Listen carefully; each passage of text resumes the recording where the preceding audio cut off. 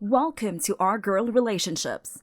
On this channel, we talk about problems people face in their day-to-day life. Let's start with the video. My ex-husband, 38M, let's call him Joseph, has serious issues, and that's me being nice. He's currently making my life a living hell. But before I get into more details, I'm gonna give some backstory. My ex and I met in college, a classic beginning for most of us. Joseph was the ultimate heartthrob back then. He used to be the quarterback of our college football team, which by itself was enough to grant him the title of the most popular douchebag with a lot of groupies. But on top of his outstanding skills on the field, he was also extremely attractive. At that time, I didn't understand why, out of all the girls drooling over him, he decided to focus his interest on someone like me. I'm not being harsh on myself. I'm just saying that I wasn't your typical sexy bimbo. In fact, I was a bookworm who spent most of her time hanging around the same two friends, either revising for exams or engaging in some nerdy club activities. But now that I look back on it, it must have been how easy to manipulate I was. He was fond of control, and I sure did allow him to be in control of every aspect of my life. When we started dating, I didn't notice anything that could be considered a red flag. He was a gentleman, the kind to open the door for me and buy me flowers unexpectedly if I had a rough week. It felt blissful to be around him. He made me feel safe and appreciated. Many of my female friends started to envy me because, to their eyes, he was an unattainable creature and that I didn't deserve to stand by his side. To be honest, I also shared their sentiment. I was somewhat insecure, but he did his best every time to reassure me and reminded me constantly that he'd never have it any other way. After 1 year into our relationship, his attitude started to shift. It was subtle at first. His grip would get firmer around my arms whenever someone stared at me for too long.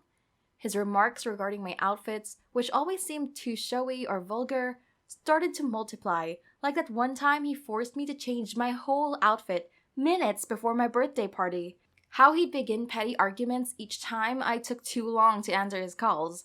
I could list a few more examples, but I think this is enough for everyone to get the picture. Because I was young and naive, all these early signs that should have alerted me about his sanity or lack thereof seemed rather endearing. It was all too easy for me to confuse these things for what I thought was love, but his behavior got gradually worse, and it eventually started to feel suffocating. He prohibited me from having girl nights out. It's too risky for girls to go alone at night, he'd say. Then it was my male friends and classmates who became his target. He'd go around harassing any guy he thought had a thing for me. Of course, it was all in his head. Still, I was convinced that his little jealous outbursts would vanish away with time. We got married 2 years later. We both felt like it was high time to make it official. It seemed to have made Joseph relax a little bit, as he became less alert and suspicious than before. I thought that things finally got in order and that I'd enjoy a somewhat normal relationship. It couldn't have been farther away from the truth. I remember waking up one day at the sound of my bed sheets ruffling. It was early morning and my eyelids felt like they weighed a ton.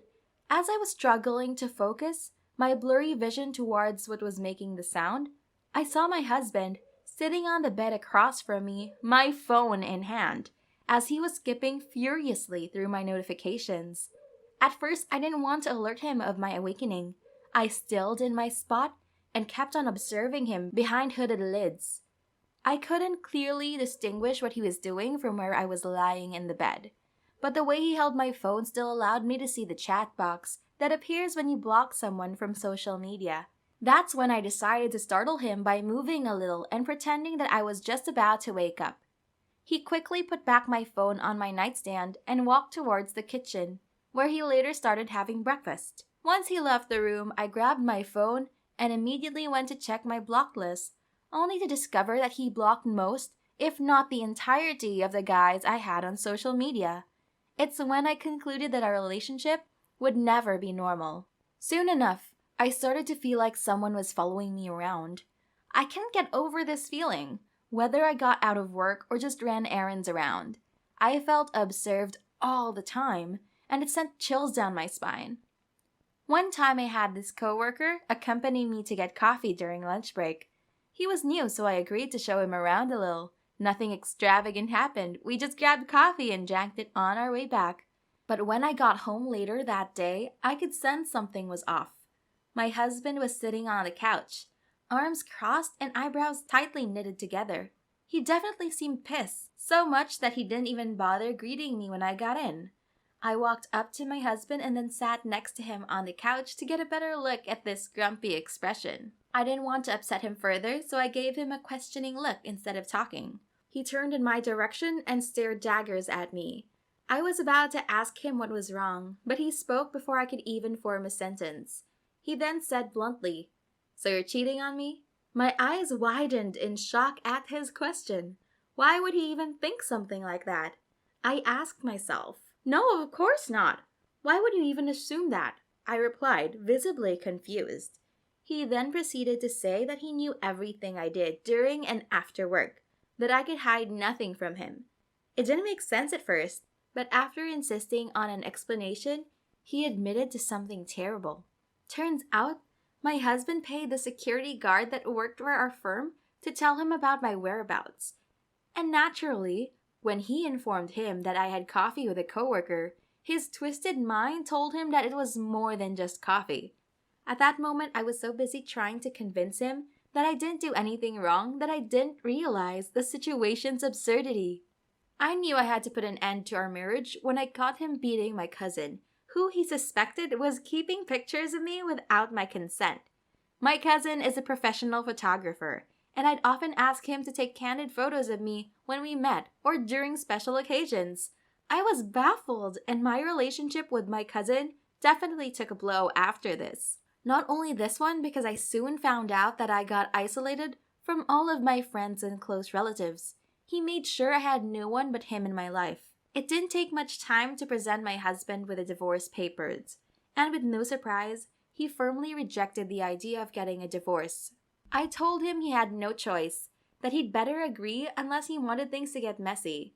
He seemed to not understand why I wanted to leave him, and no matter how many times I explained the situation, he denied all my claims. After weeks of going back and forth, he eventually gave in and agreed to our divorce. It was too good to be true. While our situation was being finalized, I decided to rent a small apartment out of town, somewhere I was sure he'd never think of.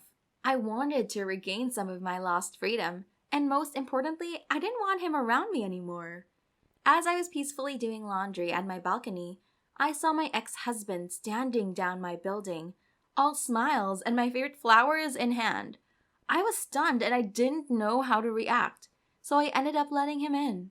He said he came to check on me, to see how things were going for me, and while that looked like a nice gesture, I couldn't help but wonder how he found my new address. I didn't want to sound rude, so I brushed it off. He left a few hours later, and I thought that was all. But to my surprise, he kept on coming back to visit me every week, every 2 days, then eventually ended up coming to my door every morning. I told him he had to stop, but he says he doesn't see why we can't stay friends with each other. What should I do? Update. Okay, so I received a lot of mixed reactions after my post. I kinda expected it since it's a sensitive topic, and any miscalculated decision could lead to disaster. So to make it short, my ex insisted on visiting me daily.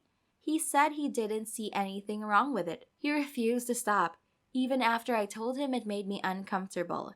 One day, in particular, we had an argument about it. I told him I didn't want him to come near my house again, and he appeared hurt. He said it saddened him seeing how reluctant I was to us rekindling again, and that he'd stop coming again, only for me to find him at my door the following day. As if him being around me all the time wasn't enough stress, he started interfering with every potential date I had. He even went as far as to threaten a guy I was talking to, telling him that he'd better stop seeing his wife, or else he'd get his ass beaten.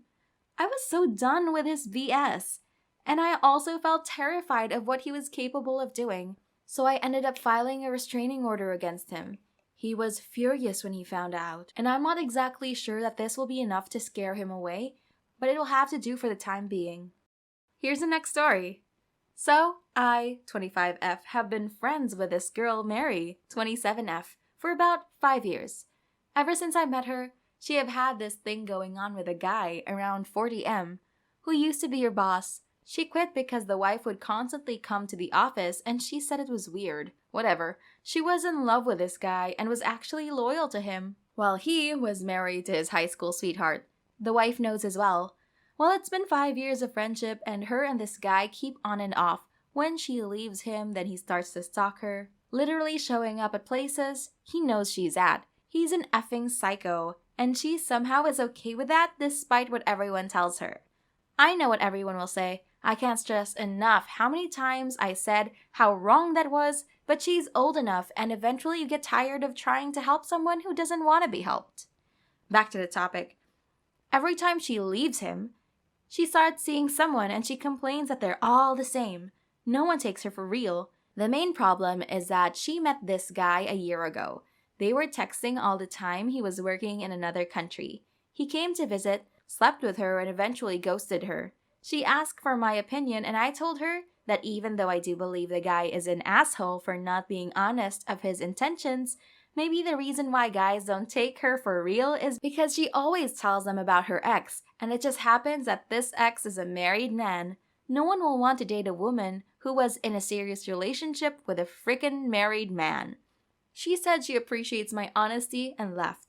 She's all mad at me according to a mutual friend and said that I shouldn't have said that since she can't help who she falls in love with. I said okay, but it's like telling a man you're a cheater and expecting him to believe you'll be loyal to him. It's weird. Our friends are divided between. I was right but shouldn't have said anything. I think she needed to hear the truth. I'm sorry, but now I feel bad because I didn't mean to hurt her feelings, so am I really the asshole? Should I apologize?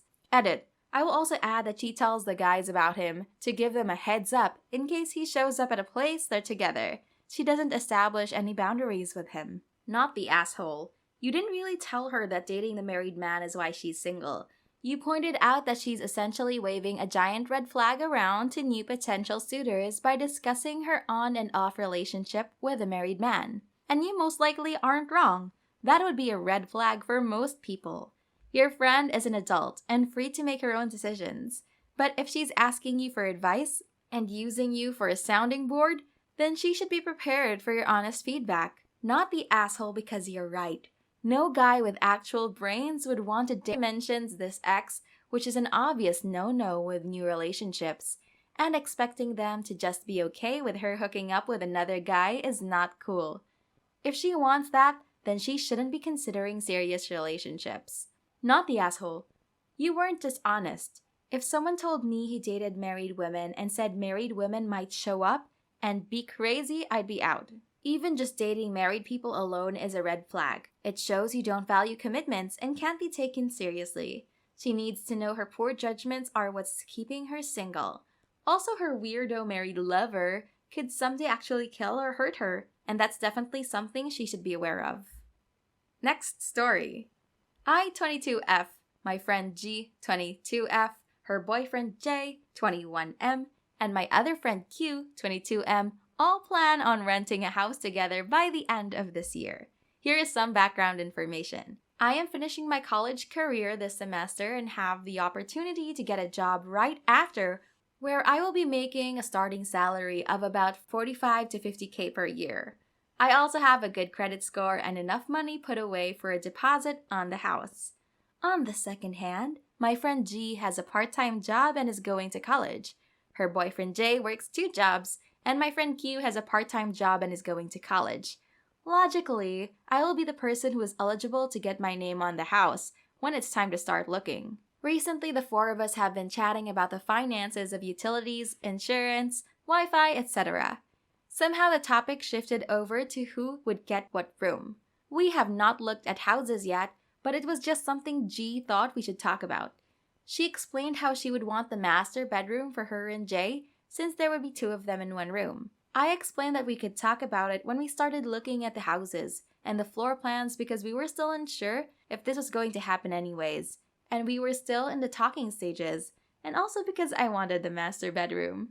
G kept pressing on about how she has a lot of stuff in her room and that there wouldn't be enough room for her and Jay in a regular room. However, G currently lives with her parents in a big house where she has a lot of room for all of her things. I suggested again that we talk about it later, but G kept insisting we talk about it now by asking Q what he thought about the situation. He said that it would make a lot more sense if I got the master bedroom, since it would technically be my house, and I agreed with him. She didn't like the idea and kept complaining about the situation, to which I said that she should get rid of some things or keep some things she didn't need at her parents' house. Again, I suggested we talk about it later and the subject was finally dropped. Because of all of this, I am rethinking my decision of moving in with G and her boyfriend Jay. However, I don't want to ruin the friendship over a bedroom that I want. So, would I be the asshole if I didn't let her and Jay have the master bedroom? Not the asshole, and why are you moving in with people who have questionable finances when you yourself are stable enough to put down for your own home? I don't see this ending well, especially with your name on the house, so please don't do that. They will leave you high and dry when it gets tough. When it comes to the room, have everyone pay by square footage, so with a bigger room, the bigger chunk of rent to pay. See what they say then. Not the asshole. Living with friends is a fast way to becoming ex-friends.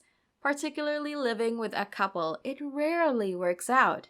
Another thing to consider is that most potential landlords require every adult who will be living in the house to fill out an application and pass the required credit and background checks.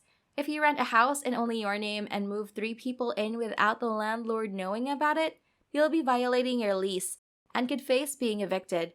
It sounds like you can afford to live on your own. You should do that if it's feasible. Not the asshole, but this plan sounds like a disaster before it starts. I suspect they would demand the master, but want to split bills as a single entity. So they get the most space and use double utilities, but want to split bills thirds. Also, what if they break up, which is a thing that happens quite frequently? More drama.